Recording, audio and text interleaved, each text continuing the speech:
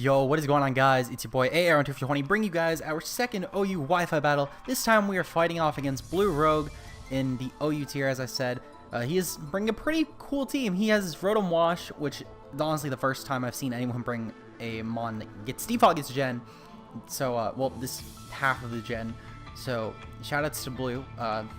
I'm very glad that someone is finally bringing Rotom-Wash. There's also Landorus, T-Tar, which I'm guessing is AV probably because of all the Naganadel, Celesteela, and Megalopt. In my team, it's a very cool Veil team I built. I had to replace Zeraora because sadly it's not legal on Wi-Fi, but I would just put Kartana on it. It also has Alolan Ninetales-Mega Gyarados, Zygarde 50%, Naganadel as well because Naganadel is fucking busted, and Dragon Spam is phenomenal.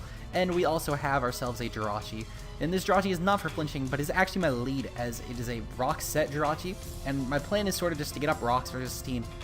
Try and pressure in Mons, because even if Rotom-Wash does defog them away, or potentially Landorus as well, I still get some chip on Mons and then potentially break late game with Naganadel, or even Mega Gyarados or Zygarde, or really any of my sweepers under Veil. So, as I said, my lead is definitely Jirachi, aka Hanukkah Star, because I figured that, you know, if anyone has seen this team before, in fact, actually, this is the same team that I fought Nova with, I'm pretty sure. But this team really functions well with getting up rocks and setting up Veil. So I lit off with my Jirachi. He lives up with Mega Lop. I know I can take any hit from this thing, and he's most likely going to go for Fake Out because there's no reason not to get the chip. So I anticipate he's going to go for Fake Out as he does right here. Perfectly fine, because I know since I am defensive Rachi, I'm going to eat a high jump kick. I'm not just going to take it, I'm going to eat it. It's going to be breakfast, and I'm going to leftovers off essentially pretty much all of this Fake Out damage anyway, as I am just 12 points shy of full. So I figured that was already very good for me. He actually switches out here, most likely because of the fact that I'm defensive and not offensive Rachi, because if I was offensive Rachi, he might have been able to 2-hit KO, though I would have at the same time also had Heart Stamp, so it wouldn't have been the best for him anyway.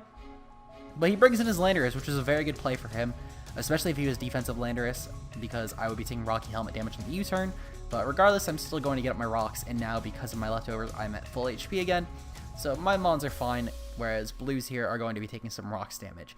So I hard swap here. I figured that if he brought in Landorus, knowing I'm at least leftovers Jirachi, he probably knows that I'm slower than it. And I don't exactly want to sack Jirachi yet, because he does have a couple of defoggers being Landorus and Rotom. And also, I can always U-turn into this thing later on. Well, not I can always come into this thing with Intimidate and try and lower it, but he actually does U-turn out. So, a little unfortunate. I could have potentially maybe U-turned and gotten the initiative on him. But he does bring in the Rotom, and I figured the only reason he brought in Rotom here was not to kill, because I calced out, and not even a Thunderbolt would kill me. I figured it had to have been to burn. He wants to try and burn, because Mega Gyarados is a lot to his team. So I do Mega Evolve here. I realize that might have been a misplay, because I could have always came and intimidated later. But I'm perfectly fine with that, as now I'm ready to just set up and sweep later on in the game should I decide to. And I go for a Taunt here. I figured that Taunt was the safest play because as I said earlier, he was definitely going for Will-O-Wisp on my Gyarados, since not even a Thunderbolt would kill if I Mega Evolved. And also the other reason for Mega Evolving now is in case he did Volt Switch, it would actually just barely killed my regular Gyarados. It's not kill Mega Gyarados because it's losing the 4 times weakness and also gets a Spidef boost. So after taunting, I knew he had to Will-O-Wisp. He had to Volt Switch. He wasn't going to Hydro Pump it on Mega Gyarados, and he wasn't going to Hard Swap either. So I bring in my Zygarde, and I figured it's a very free turn for me to just set up a Dragon Dance now that he is forced out. So that is indeed what I do, because I figured that unless if he's like a Jolly Scarf Landorus, he's not going to outspeed. I'm pretty sure he doesn't outspeed. Even if he was Adamant Scarf and got like a really good, like just barely sped crept me, I still feel actually, yeah, because he would just barely, because I think I reached like 275. So I figured regardless of if he was Scarf Landorus, that's fine. I'm going to eat a hit, and unless if he wants to go for Scarf HP Ice, which in that case, then I could just switch out. But I decided to go for Coil, because most likely I figured he'd go for Earthquake, as he does prove to be going for Earthquake here. And I'm going to eat that like a champ, because as you can see here, it doesn't even do 100 damage. So I figured at this point, I think I might have already won the game in my head. I figured that I can go for one more Coil just to secure it, because even then if I get crit by something, then I'm going to be perfectly fine for later on, because I'll have my Figgy Berry pop if I get crit right now, and then I can always just potentially sweep later on anyway. So he does go for Earthquake here, and it actually does crit, and it barely puts us into Figgy Berry range, but it's perfect, because had it not put us into Figgy Berry range, Mega Lop could have came in right now, Fake Outed, and then, well, it would have put us in a Figgy range anyway, and actually that might have been better in hindsight, but Regardless, though, the play is 1,000 arrows here. I figured that I guarantee 2-hit KO at +2, which is the reason that I wanted to get to +2, because even if he was defensive, I had 2-hit KO'd. Whereas if he was offensive Lando, then I was most likely going to Oko. He seems to have at least some bulk in his set. I'm not sure how much. Or maybe I just got my calc wrong, who knows, but I'm pretty sure that he was at least somewhat bulky. I still couldn't figure out why it did so little, because I was at +2 and 1,000 arrows was supposed to be 2-hit KOing defensive Landorus barely. But regardless, I do end up killing his Landorus off, and he next brings in Celesteela. Celesteela will probably live a hit, I'm fairly certain of it, because it's not super effective hit until the second turn when it loses its flying typing. Still gonna hit though, still gonna do some massive damage, and if he's offensive Celesteela, then this will probably kill, but as you can see here, he is definitely defensive. Maybe not physically defensive, but he's probably mixed at least. And he decides to go for a Heavy Slam here. Very smart play, at least getting some chip. This was definitely his best mon to bring in, because Mega Lop would have definitely died. And I don't actually realize that in the match though. I figured that Mega Lop would have probably lived 1,000 arrows, even at +2, because of the fighting typing, and yeah, it was a trick on my part, but I'll get into that in a minute when Mega Lop comes in. So regardless though, I think at this point in my head, I figured unless he's gonna fake out spam, I definitely won this game, because his Celesteela is done. His Celesteela is down. His Rotom will definitely not take a hit, because Rotom is still really frail, and even then it's still a neutral hit because of the electric weakness. His Mega Lop I didn't think would have been able to kill with Ice Punch at +2. But between the fake out, he actually goes for fake out here. Very smart play, getting some chip, because any little chip helps with rolls. If it was a roll, then that definitely helped. If it wasn't a roll, that's fine. I went for ESPEED here. Massive choke. According to Blue, I would have actually killed. I did not calc it out, because I assume way too often that Zygarde does way more with ESPEED than it actually does. Also, I assume that Mega Lop would have probably taken 1,000 arrows. Again, I underestimate 1,000 arrows. I overhype ESPEED. Regardless, though, I can just bring in Kartana here and revenge off Mega Lop, because I do have Sacred Sword. I also have Leaf Blade and Smart Strike. Pretty much any of those moves would have killed. I figured I'm just going to go for Sacred Sword, because I wasn't sure what he'd necessarily bring in next, but I figured that Sacred Sword was probably my best play, because unless it brings in Naganadel, something's going to be taking damage. Well, Naganadel or Rotom, which he ends up actually bringing in the Rotom next.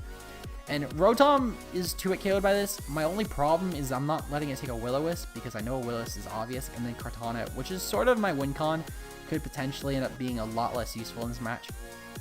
So I do end up bringing my Naganadel in. It's my only mon that I really want to take a Will-O-Wisp, because while I could always bring in a Alolan Ninetales and maybe Sip of Veil, I don't really feel too comfortable in that, because it's a free opportunity for him to bring in Tyranitar, and I don't feel good about bringing in Tyranitar for free. And while Naganadel does bring in Tyranitar as well, at the very least, I can set up a nasty plot and then get some massive chip on it.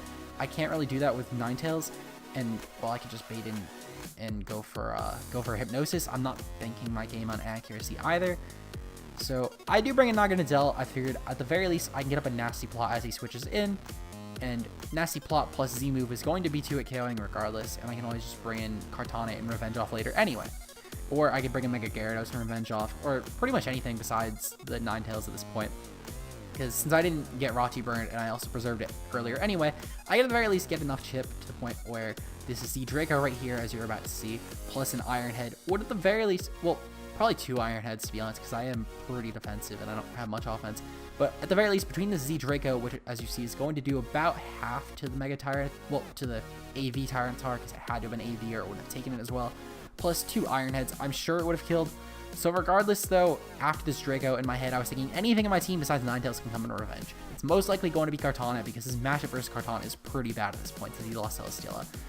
And I can just bring Kartana, I can Smart Strike, this thing is gone.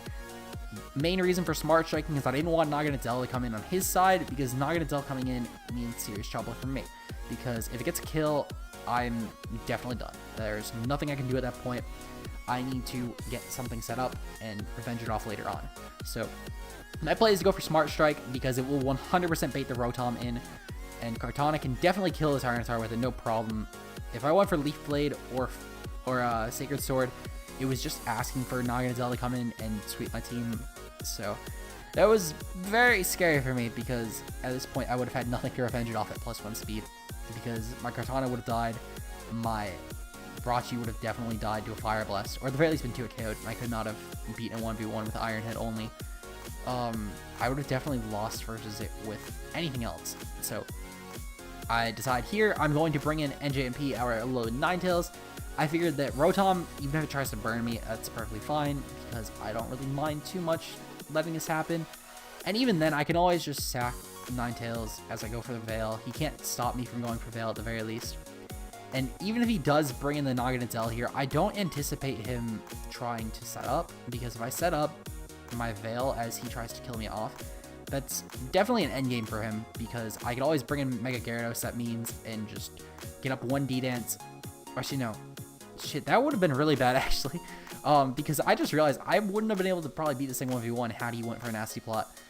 My guess is he was probably Specs, because at the very least it seemed like, or my guess he was definitely Choice, because as you can see here, he does go for the Flamethrower, and instead of nasty plotting, which I thought was really weird, because I thought my Veil was really obvious, and his speed rose, and I was like, oh shit, maybe he was just really ballsy, maybe he knows that Z-Draco is going to kill. I bring in my Mega Gyarados here because I'm really banking on him being choiced, because if he's not choiced here and he just goes for like a Z-Draco, I lose the game. There's no doubting it, because he'd always set up a nasty plot on my Rachi and then just kill it with Flamethrower. He is luckily choiced and switches out here, and this definitely wins me the game because I am really ballsy, and I figured that after Rocks, I'm going to kill Rotom with Crunch. So I go for the Dragon Dance, and Mega Gyarados is so...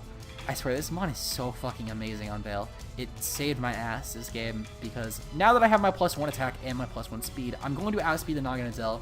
I'm going to be able to easily kill that off with Crunch, and also, even without the hail damage, I was now in range to kill Rotom, guaranteed with Crunch. So, Mega Gyarados is just putting in the finest of work after Kartana got some nice chip on his team. Had it not been for the Kartana catching this thing on switches, or also Kartana going for T-Tar, for example, with breaking that down, I would have definitely lost this game. I felt like having all these threats eliminated made it so Mega Gyarados could definitely get a lot of easier time. Also, obviously clearing away the Celesteela health, because my team, besides Zygarde, really didn't handle Celesteela too well. Unless if I was already set up with Naganadel, but I didn't exactly want to set up on Celesteela, because if it had Earthquake or Heavy Slam, I was a goner. But regardless, though, very good game to Blue. I should have swept with Zygarde, realistically. That was a choke on my end. Regardless, though, I still ended up managing to pull a W. Very scary game, very scary team. Make sure to check out Blue Rogue, though, in the description below. Links to his Twitter and channel will be down there. That is going to be it for me, though. If you guys enjoyed, leave a like down below. Make sure to subscribe. I'm going to get some more Wi-Fi battles up. I actually got one tomorrow versus Daniki, one of my great friends, and we're going to be doing some Ubers Wi-Fi battles, so make sure to check that out. Regardless, though, it's been your boy AAron. I'm signing out. Peace out, guys.